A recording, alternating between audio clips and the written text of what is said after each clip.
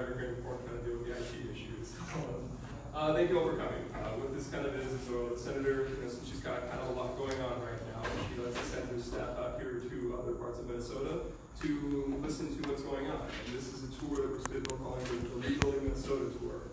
It's to gather information that's happening with transportation issues, infrastructure, broadband, housing.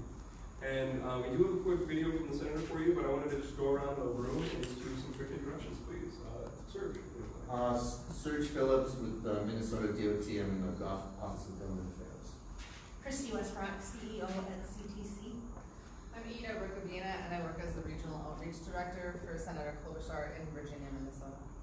John Isley, Enbridge Pipelines, Stakeholder Engagements. Rob Hall with the Crow Wing County Highway Department.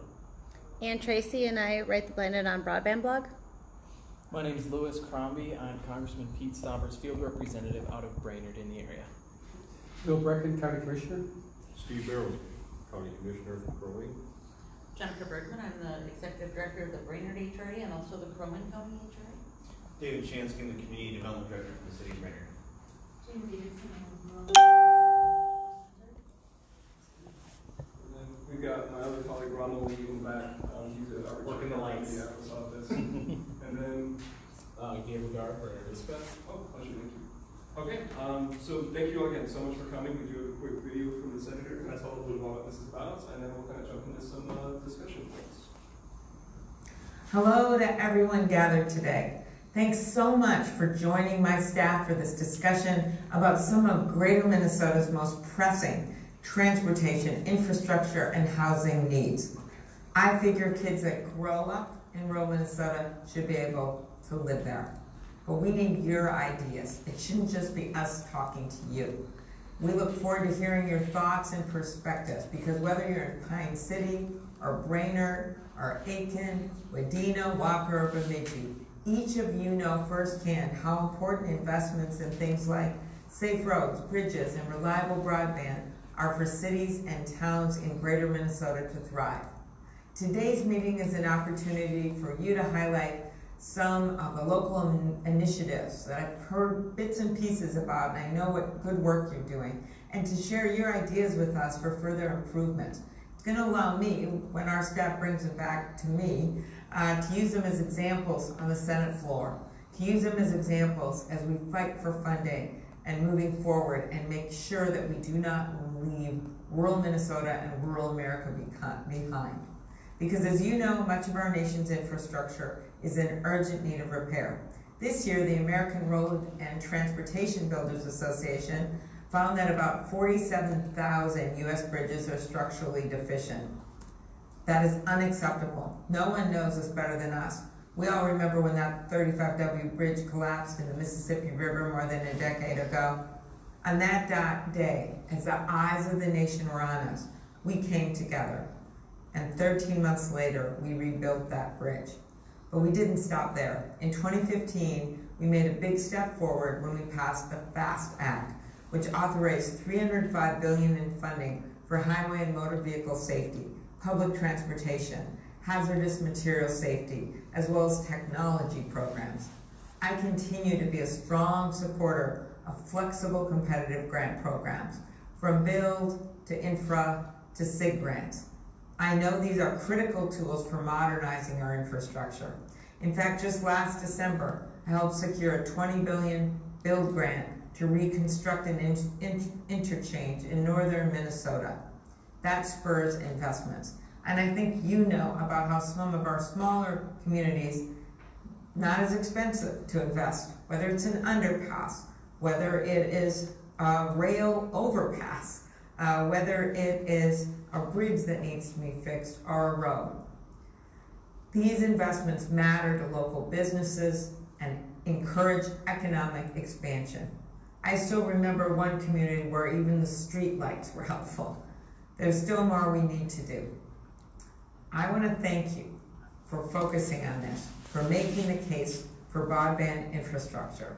There is no reason that I should hear stories like yours and the one from Fort Ripley, the student who actually wrote an essay to his local carrier about how he had to hold his phone next to one window in his home to try to get a connection to download the information he needed to do his homework. We can do better. That's why I believe we need increased investment as well as an infrastructure financing authority. Those are the kinds of things that we need if we're gonna get broadband and we're gonna get the kind of help we need in rural America. And we need to make sure that any plan we do has carve-outs and very clear piece of this about rural. So I wanna thank you for the work that you're doing. I'm very excited that we're gonna hear from all of you about what's happening with transportation and housing, as well as any other issues you want to raise when it comes to healthcare or other things. Because as I said at the beginning, I believe that kids that grow up in rural Minnesota should be able to live there. Thanks so much. Look forward to hearing about your ideas.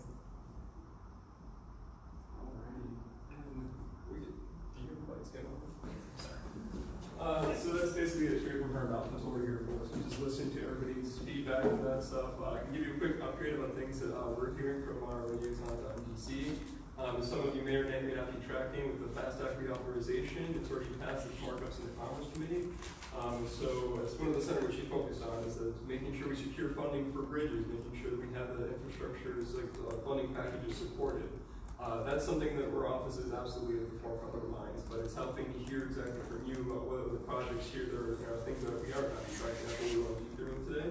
We're also still focusing on broadband issues. The senator's been, I would say mapping broadband is the big two things. She recently helped get passed legislation that helps track where exactly broadband needs aren't being met. And there's two. There's another one that's got sort of a separate task force that's the broader one, and then there's one that focuses specifically on agriculture.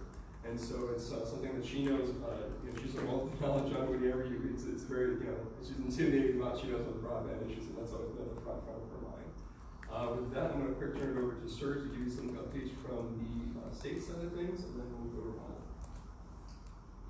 Thanks, Kurt. Serge Phillips. I work in MnDOT's Office of Government Affairs in their St. Paul office, which is the administrative center. There's operations centers across the whole state.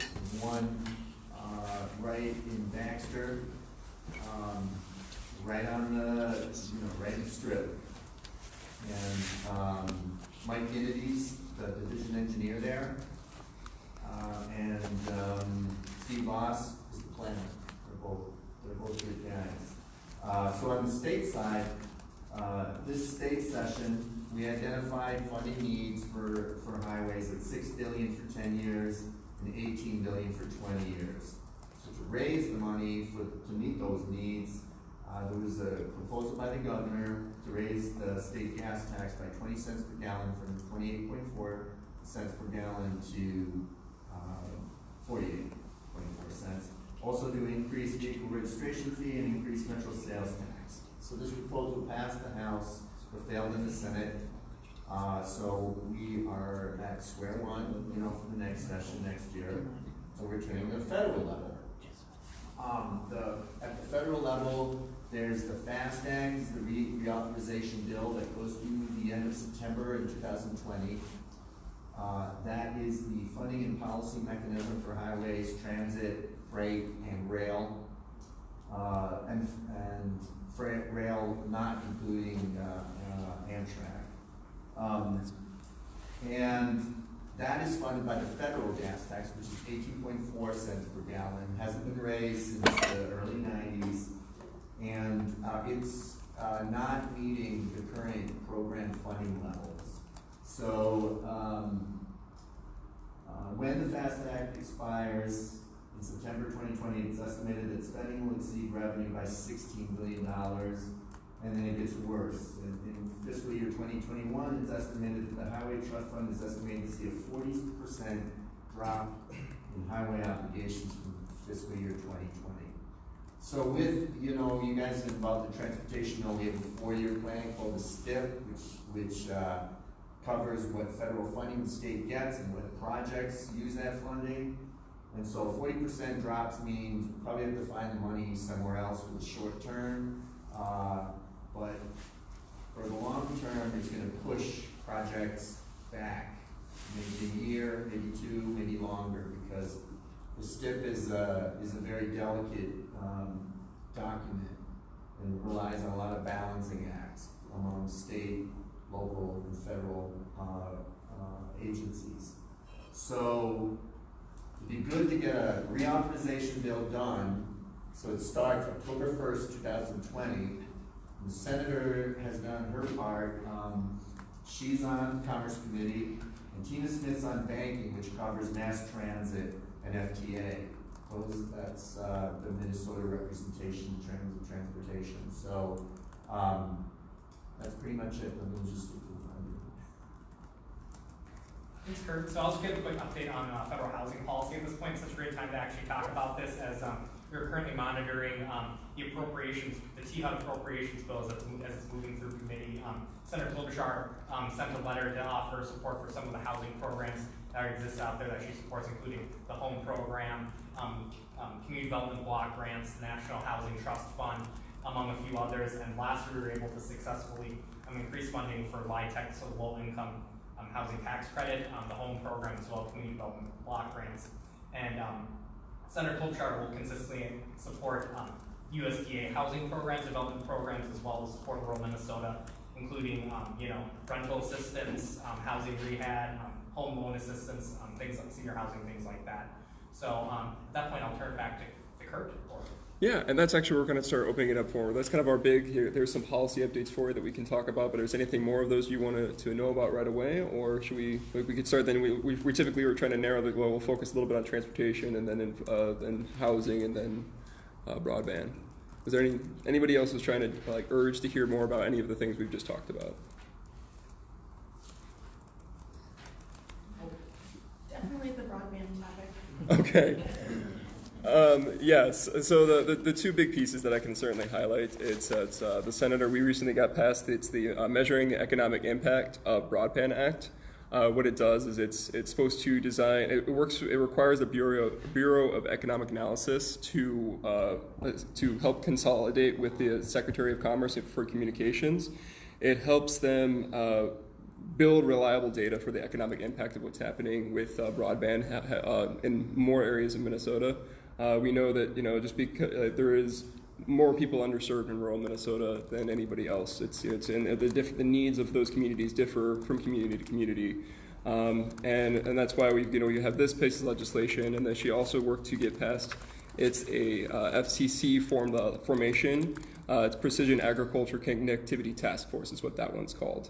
What this one's designed to do is it helps make policy recommendations to produce public reports to increase agriculture or increase broadband for specifically agriculture.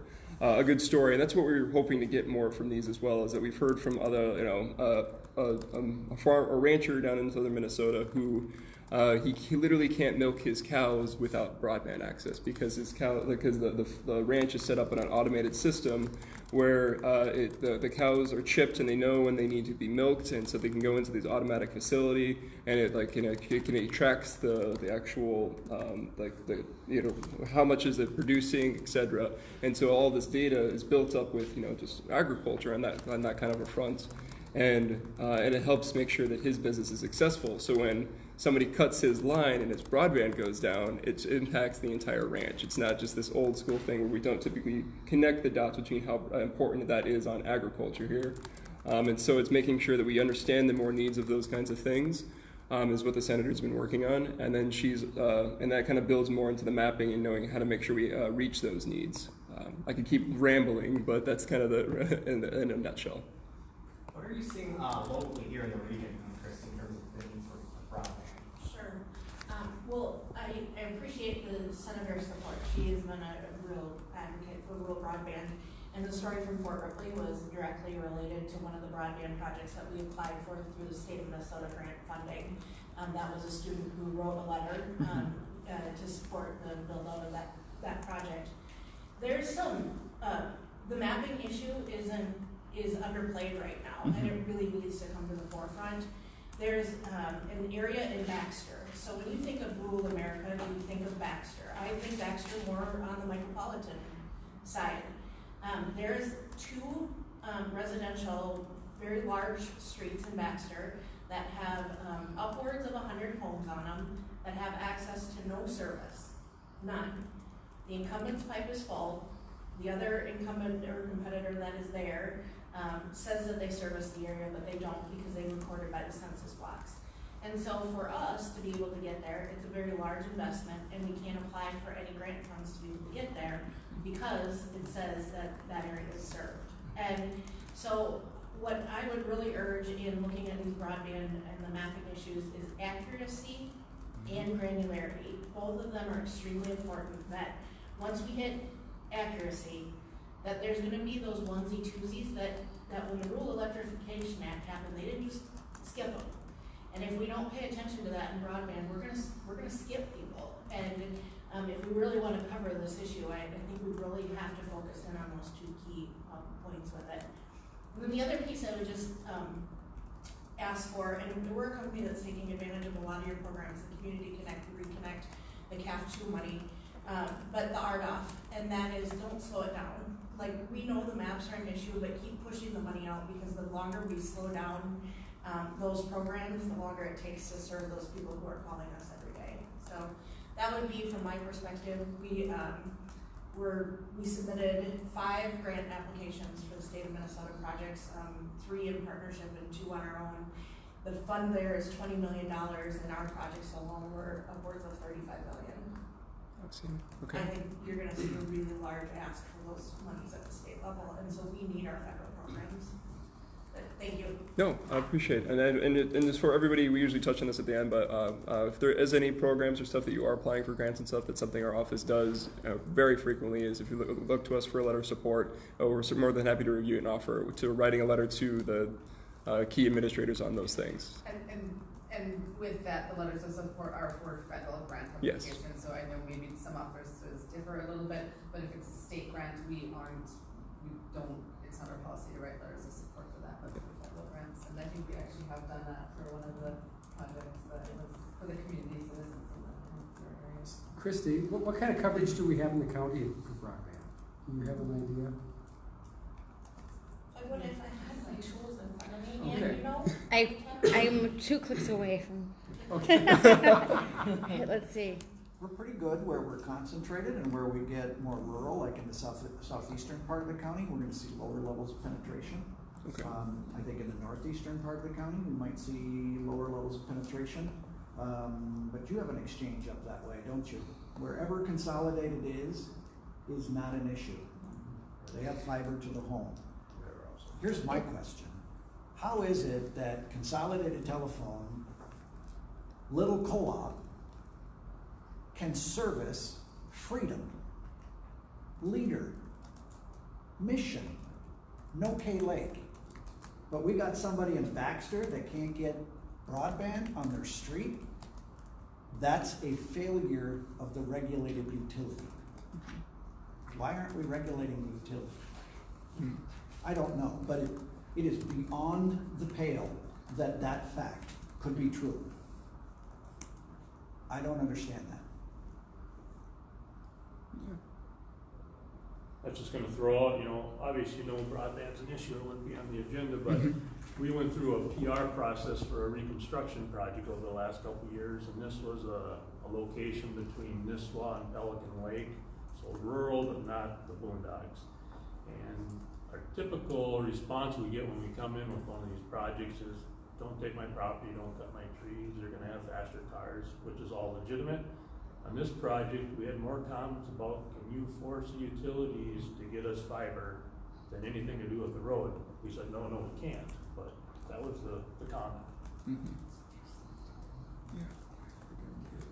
So I just had a quick follow-up question for Christy, actually, about the federal programs that you're utilizing. One thing that we ran into in our broadband discussions at our last stop in Mora was some of the red tape that you encounter when dealing with some of these federal programs. Is that something that you're experiencing, in terms of work that you're doing? Or? Yes, but I want to preface that with, I think the red tape keeps some of the characters out of the game. And without some of that red tape, I think you could see some applications that shouldn't be funded or wouldn't be warranted if they went through the due diligence process. And I think that's where we have to be very careful about how we're putting the funding out there. So is there a lot of red tape? yes, I don't think it's all bad. Don't know that it's all good, but it's a little bit of a wishy-washy answer, but when we just applied, in the last round for, the Community Connect money and all of that, I mean, it's a lot of red tape to get through, but at the end of the day, if you're funded, it was worth it, so.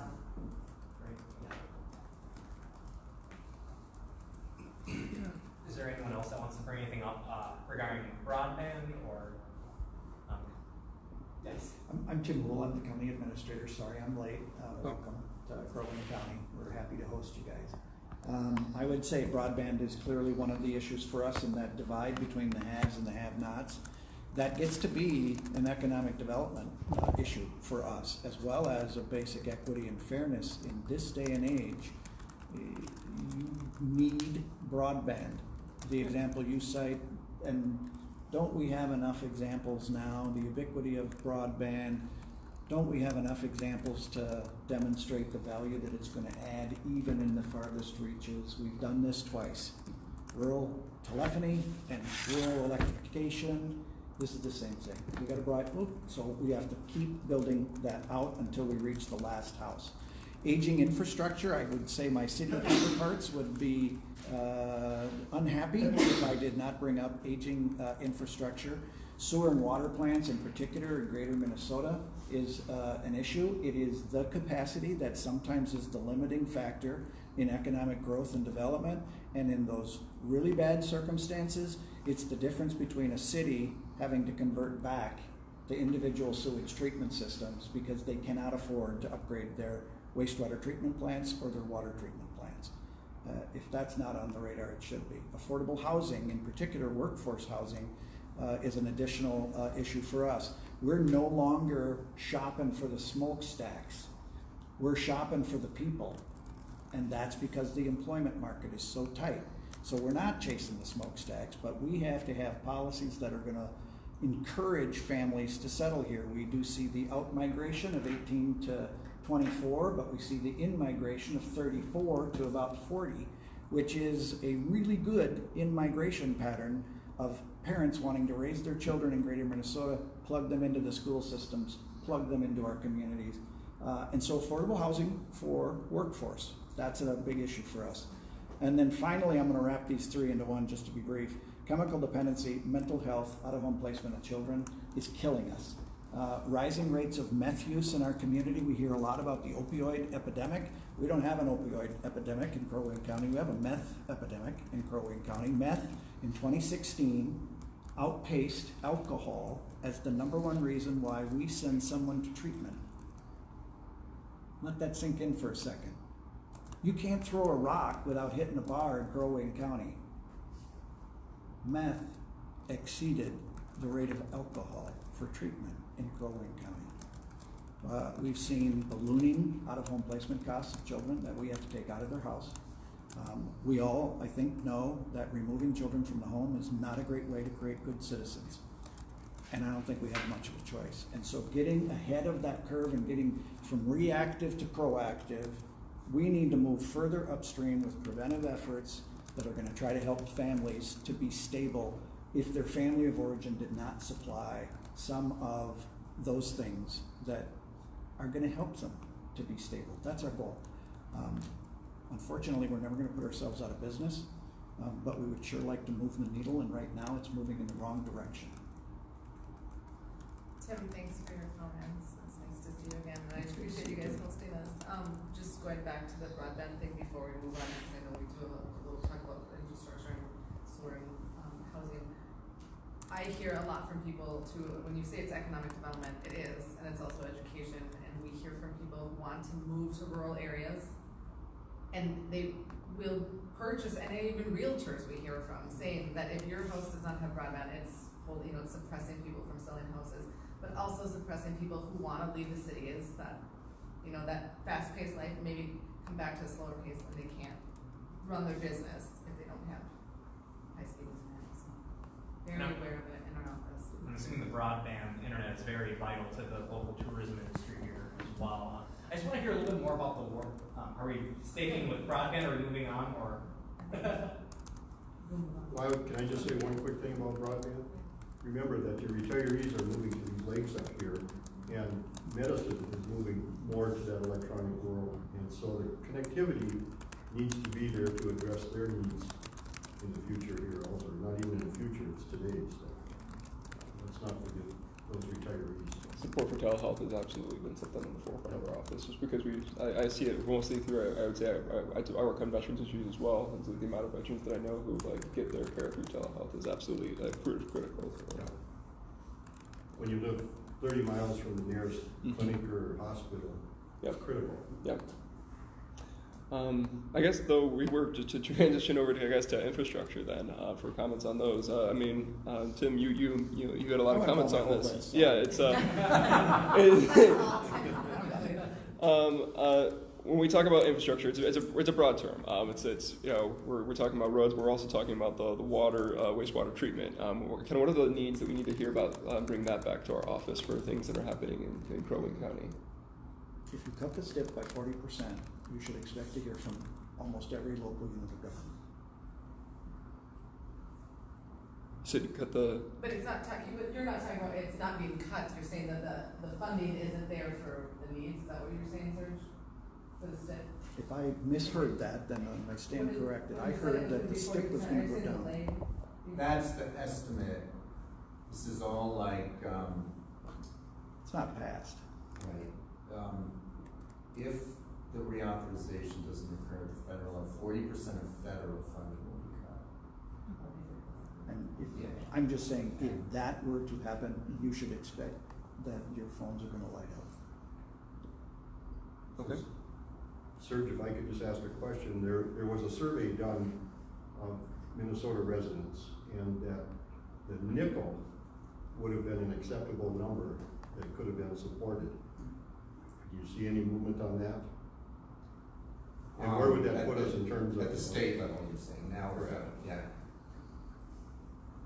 Yeah, there was, at the end of the session, when we couldn't get the 20 cents, and they were looking, maybe 5 cents was one. Another was this debt service, which was like 3 or 4%. I mean, anything we can get in increased revenue means more projects. And the problem is the size of the pie, right? Everyone's competing for the money that's out there because it's short. So, yeah, it would help. I mean, to really get at all the priorities, both in this district and districts across the state, that's where those numbers I gave before speak to. But anything helps, of course, and any increase.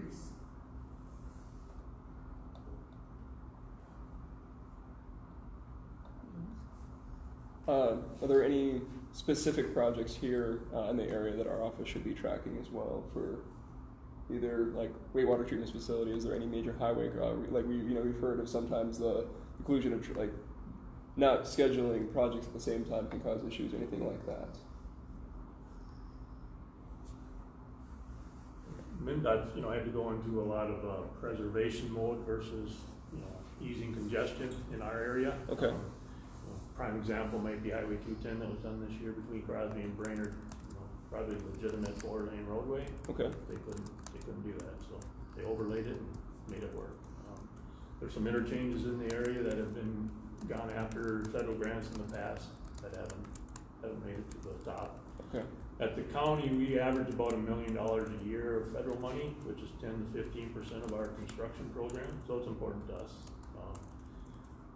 Instead of maybe just saying all the things we aren't doing, I would say, the Highway Safety Improvement Program, HSIP, safety projects, that's been a great program for us. It's low cost, high volume type of work, grants, pretty something as simple as curb chevrons in on every curb we have in the county. We reduced our run off the road crashes by 70% on crashes. So things like that are working. They're part of the system and they're working.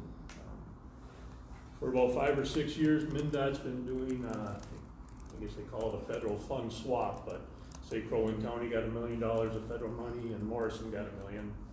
If one of those projects was big enough to support both $1 million of federal, we give our $1 million to Morrison, they give us $1 million of their state aid. That reduced the number of federal projects going through the system. Less FHWA people had to look at it, less central office, MnDOT people. It's just an efficiency, and I kind of hope that's going on countrywide. I have no idea if it is. Right. But it makes a lot of sense. So the argument could be made that that kind of flexibility, if it was already built into the grant application process for funds, that might be an idea that just for flexibility with, you know, when applying for the grants. Yeah, and you know, both projects were legitimate federal aid projects, so it's not skirting the system or anything. It's just both projects were there. Why run both through the federal system if you don't have to? And that's been a good process. You know, you say country, we're really, that works out really well, that trading. It runs the gamut. Some states, the counties give it away, and I think it's Nevada, they auction it. Auction some, but, Nevada. Just saying it runs the gamut how they do it, but it works, it's really, that is a really good thing in Minnesota that we do that. That we have that system. It is. I don't know how an auction would work, but you know, here it's dollar for dollar. You know, we give them that many federal, they give us that many state aid, and we both get our projects done. It just reduces staff time overall in many agencies. That's outstanding.